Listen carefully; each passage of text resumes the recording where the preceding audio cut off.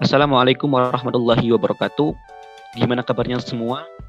Semoga selalu diberikan kesehatan dan semangat dalam beraktivitas.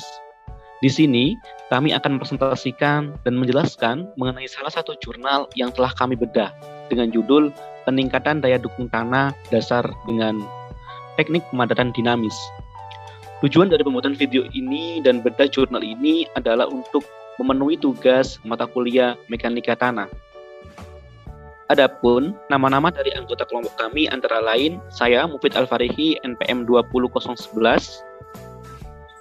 Saya Geda Pribadi NPM 20015. Saya Dwi Setiawan Putra NPM 20027. Saya Melinda Sabrinawati NPM 20033. Saya Emali Fitra NPM 20035. Saya Andini Septia Putri NPM 20038. Saya Ardi Chandra Wibawa NPM 20048. Saya Muhammad Rizal Yasin NPM 20060. Saya Hidayatullah Umia NPM 20066. Saya Hafadal Azwardi Rahamni NPM 20087. Keterangan jurnal, judul jurnalnya Jurnal Pusat Litbang Jalan. Judul artikel ilmiahnya Peningkatan Daya Dukung Tanah Dasar dengan Teknik Pemadatan Dinamis. Nama penulisnya M. Suherman. Tahun terbitnya Desember 1999, volume dan nomor jurnalnya volume 16 nomor 2 halaman 61 sampai 70, volume 16 nomor 2 halaman 71 sampai 75. Pendahuluan, metode perbaikan tanah dengan cara dinamis, dynamic compaction adalah melakukan penumbukan dengan beban berat yang dijatuhkan dari ketinggian tertentu ke permukaan tanah agar tanah tersebut menjadi lebih padat. Pemadatan dinamis yang dilakukan dengan maksud menciptakan gaya kejut pada lapis permukaan tanah agar timbul suatu gelombang transien yang kompleks yang dapat merusak ikatan butiran tanah serta dapat pula mengatur kembali posisi partikel-partikel tanah ke arah semula yang lebih padat. Secara umum, pemadatan dinamis ini berfungsi sebagai perbaikan tanah meliputi memperbaiki sifat-sifat mekanik dari tanah yang berada di antara tiang-tiang tersebut yang disebabkan adanya pemampatan selama atau sesudah penumbukan. Kedua, memperbaiki drainase di mana tiang-tiang ini berfungsi sebagai vertical drain. Yang ketiga, menambah tahanan geser terhadap material yang mengalami pengaruh getaran dengan tersusunnya partikel baru. Pemadatan dinamis. Pengertian. Pemadatan dinamis merupakan metode perbaikan tanah yang mana pada prinsipnya membuat gaya kejut pada permukaan tanah sehingga menimbulkan gelombang transient atau transient wave yang kompleks pada tanah yang kurang baik. Gelombang transient yang terjadi dari setiap tumbukan terdiri dari gelombang kompresi atau primary wave, gelombang geser atau shear wave, dan gelombang permukaan atau Rayleigh wave. Gelombang kompresi ini akan menyebabkan timbulnya tekanan air pori yang dapat merusak ikatan-ikatan struktur tanah. Sedangkan gelombang geser dan gelombang permukaan akan dapat mengatur kembali susunan partikel-partikel tanah menjadi posisi yang lebih rapat, seperti gambar yang ada di samping ini. Macam-macam istilah pemadatan dinamis. Yang pertama, pemampatan dinamis atau dynamic consolidation. Metode pemadatan dinamis dengan cara ini akan lebih cocok untuk tanah material berbutir kasar seperti tanah non-kohesif, walaupun bisa juga diterapkan untuk tanah kohesif, tetapi mempunyai efektifannya jauh lebih kecil. Proses kepadatan tanah yang dapat dicapai akan sama seperti halnya pada pemadatan proktor di laboratorium. Kedalaman rata-rata tanah yang terpadatkan adalah 10 meter dengan menggunakan alat tradisional crawl crane. Yang kedua, pendesakan dinamis atau dynamic replacement. Metode pemadatan dinamis dengan cara ini akan lebih cocok pada tanah kohesif, di mana tanah tersebut mempunyai tingkat kompresibilitas yang tinggi seperti lempung atau lanau plastis tinggi. Fungsi dari pemadatan dinamis jenis ini, di samping untuk mengurangi bahaya likuifaksi, juga berfungsi sebagai perbaikan tanah yang berupa tiang pendek dari material berbutir yang sering disebut sand pile atau stand kolom, tergantung dari material pengisi lubang tersebut di atas. Selanjutnya yakni penjelasan mengenai peralatan yang digunakan. Adapun peralatan yang digunakan dalam metode dynamic compaction atau pemadatan dinamik ini cukup sederhana, terdiri dari penumbuk dan alat penumbuk. Yang pertama, alat penumbuk. Alat penumbuk ini terdiri dari material baja atau beton atau sel-sel baja yang diisi dengan beton cor atau diisi pasir. Berat penumbuk antara 5 sampai 50 ton dan dijatuhkan secara bebas dari ketinggian 10 meter hingga 40 meter. Kemudian untuk alat pengangkat ini untuk mengangkat penumbuk mencapai ketinggian tertentu dibutuhkan alat pengangkat. Dalam hal ini dapat digunakan crawl crane atau tripod kaki 3, seperti bisa dilihat di gambar di atas saya ini. Selanjutnya yakni pola pemadatan. Sistem dan pola pemadatan dapat berupa pola bujur sangkar atau square pattern atau pola segitiga sama sisi. Salah satu cara penempatan dari pemasangan adalah pola segitiga sama sisi dengan lintasan seperti di bawah ini. Lintasan pertama dibuat titik-titik penumbuk yang mencakup seluruh areal yang akan digunakan pemadatan. Dengan jarak antara titik-titik penumbuk dibuat jarak yang lebih besar dan membentuk pola segi 4 pada seluruh areal yang akan dipadatkan. Kemudian lintasan kedua, titik-titik penumbukan ditempatkan pada tengah-tengah kotak di atas 4 titik pertama. Kemudian lintasan yang ketiga, titik-titik penumbukan ditempatkan pada tengah-tengah titik-titik pertama pada jalur garis lurus baik arah memanjang maupun arah melintang.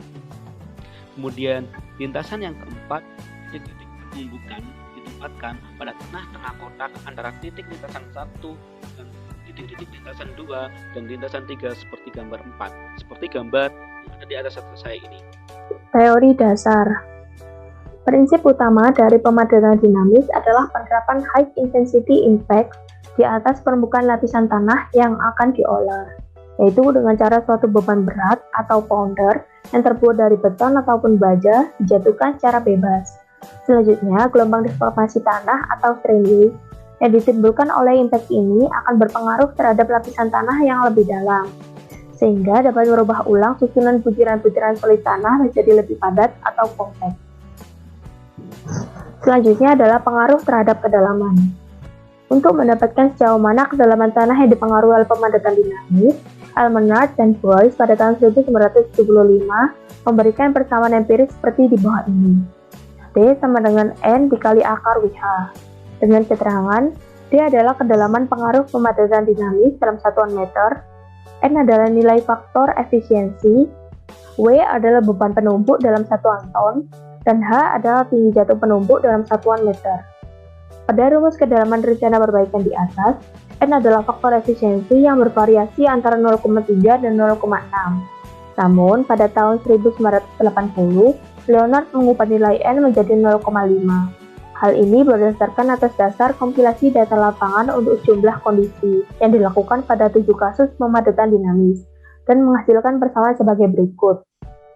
D sama dengan 0,5 dikali akar WH. Namun kemudian pada tahun 1980, Lucas mengusulkan persamaan baru, yaitu D sama dengan 0,65 dikurang 0,80 dikali akar WH. Potensi likuifaksi. Untuk menentukan lapisan tanah berpotensi likuifaksi atau tidak berpotensi, maka dapat dievaluasi dengan menggunakan persamaan berikut. Yang pertama, nisbah tegangan siklik. Untuk menentukan besaran nisbah tegangan siklik akibat gempa, persamaan yang sering digunakan adalah tau AP per TV aksen sama dengan 0,65 dikalikan A maksimum per G dikalikan TV per TV aksen dikalikan RD, di mana tau AP adalah tegangan geser siklik, A maksimum adalah percepatan permukaan tanah maksimum, TV adalah tekanan vertikal tanah total, TV aksen adalah tekanan vertikal tanah efektif, G adalah percepatan gravitasi, dan RD adalah faktor reduksi tegangan. Yang kedua, nilai SPT. Tingkat kepadatan tanah di lapangan dapat ditentukan dari hasil penyelidikan geoteknik dengan cara SPT. Normalisasi nilai SPT lapangan, NI, ke nilai SPT energi 60% adalah NI kecil 60 sama dengan Cn dikalikan ERM dikalikan NI per 60, di mana NI kecil 60 adalah nilai SPT terkoreksi, Cn adalah faktor koreksi SPT tekanan tanah total, ERM adalah nisbah energi efektif. Banyak cara untuk mendapatkan faktor koreksi ini, seperti yang sering dijumpai dalam literatur mekanika tanah, tetapi dalam hal ini, faktor koreksi yang digunakan adalah yang dikemukakan oleh Liao dan Whitman, Commit on Earthquake Engineering 1985. Cn sama dengan akar 60 per TV aksen. Cn di sini merupakan faktor terkoreksi terhadap SPT. Dan TV di sini, harga TV di sini adalah tekanan vertikal efektif tanah dengan satuan ton per meter persegi. Yang ketiga, nilai kritis NI 60. Hasil perhitungan yang didapatkan dari persamaan nomor 1 adalah tegangan geser siklik diplotkan dengan kurva evaluasi potensi likuifaksi pasir Kelanawan untuk gempa skala 7,5 yang dikemukakan oleh SIID 1984. Dapat dilihat dua kurva berikut yang merupakan kurva evaluasi potensi likuifaksi pasir Kelanawan untuk gempa skala 7,5 berdasarkan sumber SIID 1984. Dengan faktor reduksi tegangan, dengan rumus tau D sama dengan tau maksimum D per tau maksimum R. Yang berikutnya adalah pelaksanaan di lapangan. Yang pertama, areal. Daerah yang dilakukan perbaikan tanah meliputi dua bagian areal yang luas, yaitu yang pertama areal seluas 140.000 meter persegi yang harus dipadatkan sampai dengan kedalaman 10 meter.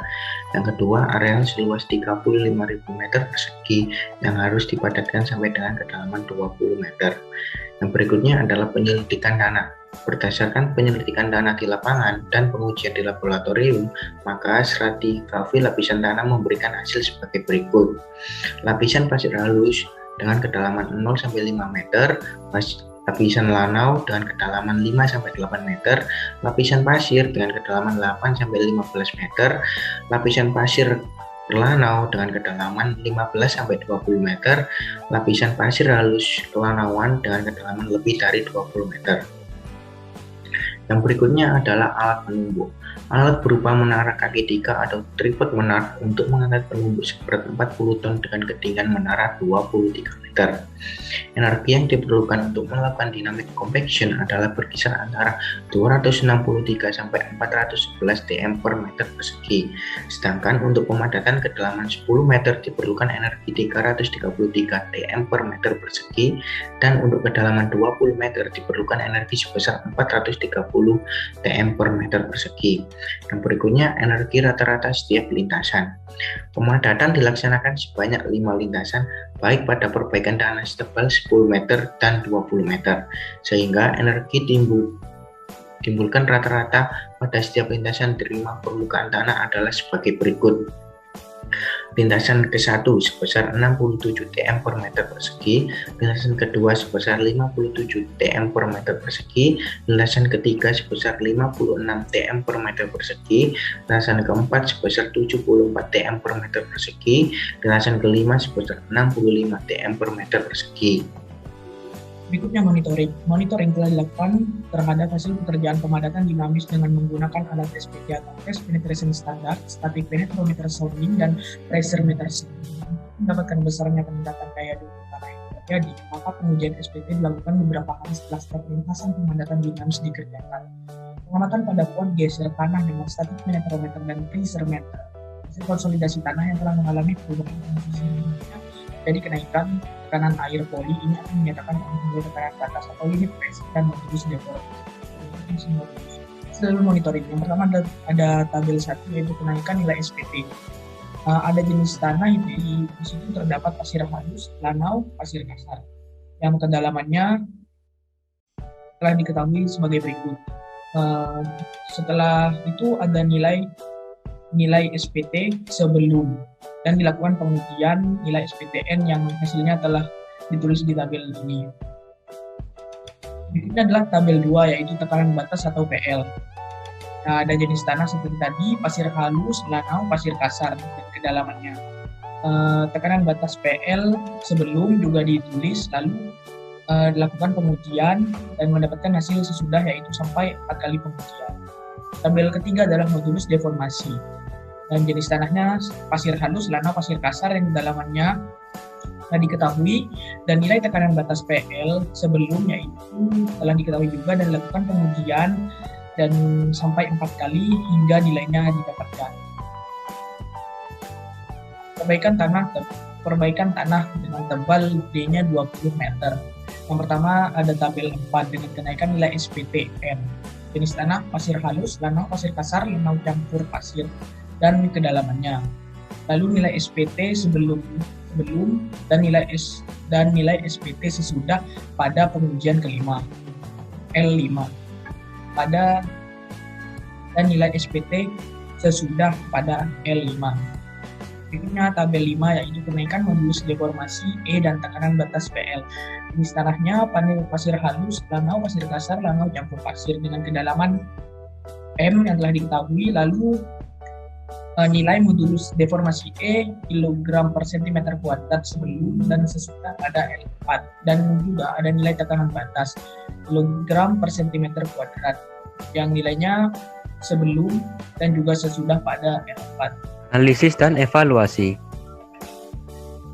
Penentuan energi tumbukan. Untuk persamaannya, D sama dengan N akar W kali H. Untuk kedalaman pemadatan D sama dengan 10 meter, N-nya sama dengan 0,7. EN sama dengan W kali H sama dengan 204 TM. H sama dengan 204 bagi 16 sama dengan 12,75 meter. Untuk H aksen sama dengan 25 meter. Sedangkan untuk kedalaman pemadatan D sama dengan 20 meter, N-nya sama dengan 0,7. EN sama dengan W kali H sama dengan 816 TM. H sama dengan 816 dibagi 40 sama dengan 20,4 meter. H aksennya sama dengan 23 meter. Untuk peningkatan daya dukung tanah dinyatakan dalam A. Hubungan nilai SPT antara sebelum dan sesudah pemadatan pada setiap kedalaman. B. Hubungan nilai tekanan batas antara sebelum dan sesudah pemadatan pada setiap kedalaman.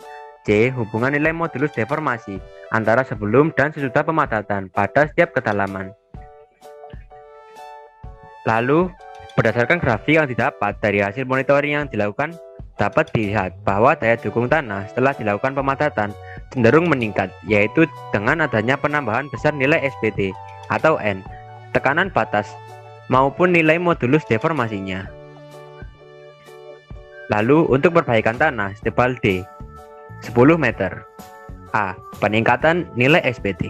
Pada lapisan pasir halus yang terletak di permukaan tanah, bahwa setelah dilakukan tumbukan maka terjadi peningkatan daya dukung tanah dari asal nilai SPTN sama dengan 23 menjadi N sama dengan 38 yang didapat pada kedalaman D sama dengan 2 dan 3 meter. Peningkatan daya dukung tanah terbesar terjadi pada dua lintasan tumbukan. Pada lapisan lanau, peningkatan terjadi pada kedalaman 6 meter, yaitu berasal dari nilai SPT N12 menjadi N27. Peningkatan terbesar terjadi setelah dilakukan 4 lintasan tumbukan. B. Peningkatan nilai tekanan batas PL. Seperti halnya dengan uraian di atas, maka peningkatan nilai tekanan batas PL terjadi pada lapisan pasir halus, yaitu dari nilai PL sama dengan 6 menjadi PL sama dengan 17. Sedangkan pada lapisan lanau, peningkatan tekanan batas terjadi pada PL sama dengan 6 menjadi PL sama dengan 12. Lalu C. Peningkatan modulus deformasi atau E. Peningkatan modulus deformasi pada lapisan pasir berasal dari E sama dengan 60 menjadi E sama dengan 220 yang didapat pada kedalaman D sama dengan 3-4 meter. Peningkatan daya dukung terbesar terjadi pada dua lintasan tumbukan, sedangkan pada lapisan lanau berasal dari E sama dengan 55 kilo per cm kuadrat, menjadi E sama dengan 115 kilo per cm kuadrat. Peningkatan daya dukung terbesar terjadi pada dua lintasan. Sedangkan untuk perbaikan tanah setebal D sama dengan 20 meter, untuk perbaikan tanah setebal 20 meter, kenaikan daya dukung tanah hampir sama dengan ketebalan 10 meter, tetapi dimulai pada kedalaman D sama dengan 14 meter sampai ke bawah. Kenaikannya relatif kecil.